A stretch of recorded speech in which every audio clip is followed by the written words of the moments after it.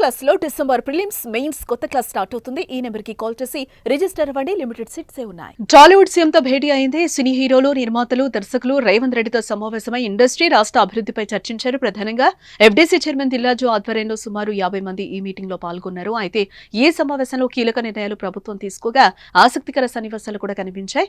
అందులో ఒకటి రేవంత్ రెడ్డికి నాగార్జున మధ్య జరిగిన సీన్.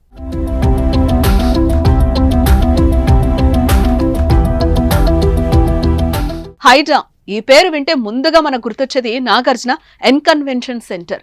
ఎన్కన్వెన్షన్ అక్రమంగా నిర్మించారని హైడ్రా కూల్చివేయడం పెను సంచలనమే సృష్టించింది. ఆ క్రమంలోనే నాగ చైతన్య, సమంత విడాకులపై మంత్రి కొండా సురేఖ వ్యాఖ్యలు రాజకీయ దుమారానికి తెరతీశాయి. ప్రభుత్వానికి నాగార్జునకు మధ్య గ్యాప్ వచ్చింది. ప్రభుత్వంపై కింగ్ నాగార్జున విమర్శలు కూడా చేశారు. కోర్టుకు కూడా వెళ్లారు. ఈ నేపథ్యంలో సీఎంతో సినీ ప్రముఖుల భేటీకి నాగార్జున వస్తారా రారా అనే ఆసక్తి కూడా కలిగింది. అయితే సమావేశానికి ఆయన వచ్చారు. రావడమే కాదు, రేవంత్ రెడ్డిని ఆప్యాయంగా పలకరించి సన్నిహితంగా మెలిగారు కూడా. సీఎం రాగానే శాలువా కప్పి నాగార్జున ఆప్యాయంగా పలకరించారు. అంతేకాదు, టాలీవుడ్ ఇండస్ట్రీపై ప్రభుత్వానికి కీలక సూచనలు కూడా చేశారు. యూనివర్సల్ లెవెల్లో స్టూడియో సెటప్ ఉండాలన్న అభిప్రాయాన్ని వ్యక్తం చేశారు ఆయన. ప్రభుత్వం క్యాపిటల్ ఇన్సెంటివ్లు ఇస్తేనే సినీ పరిశ్రమ గ్లోబల్ స్థాయికి ఎదుగుతుందన్నారు. హైదరాబాద్ వరల్డ్ సినిమా క్యాపిటల్ కావాలనేదే తమ కోరిక అని నాగార్జున అంటున్నారు. అటు అల్లు అరవింద్ కూడా మీటింగ్ లో మాట్లాడారు. సంధ్యా థియేటర్ లాంటి ఘటనలు పునరావృతం కాకుండా చూస్తామన్నారు.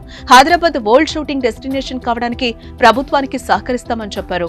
అలాగే ప్రభుత్వాన్ని కలిసే అవకాశం ఇచ్చినందుకు ధన్యవాదాలు తెలిపారు ఆయన.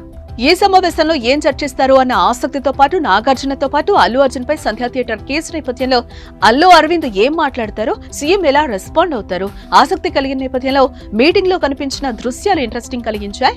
అయితే బెనిఫిట్ షోలపై సీఎం నిర్ణయాన్ని మాత్రం వెనక్కి తీసుకోలేదు. అసెంబ్లీలో చెప్పిన మాటకే తాము తమ ప్రభుత్వం కట్టుబడి ఉందని అన్నారు. టికెట్ల రేటు పెంపు కుదరదని, ఇకపై బెనిఫిట్ షోలు ఉండవని తేల్చేసి చెప్పేశారు. బౌన్సర్ల విషయంలో మాత్రం తాము సీరియస్ గానే ఉంటామని హెచ్చరించారు. ప్రజల భద్రతే ముఖ్యమని అన్నారు. అన్ని భద్రతా ఏర్పాట్లు చేసుకుంటేనే ఈవెంట్లకు పర్మిషన్ ఇస్తామని తెగేసి చెప్పేశారు. మరి ఈ మీటింగ్ తర్వాత ప్రభుత్వం, ఇండస్ట్రీ మధ్య సంబంధాలు ఎలా కొనసాగుతాయి, ఎలాంటి మార్పులు వస్తాయో చూడాలి.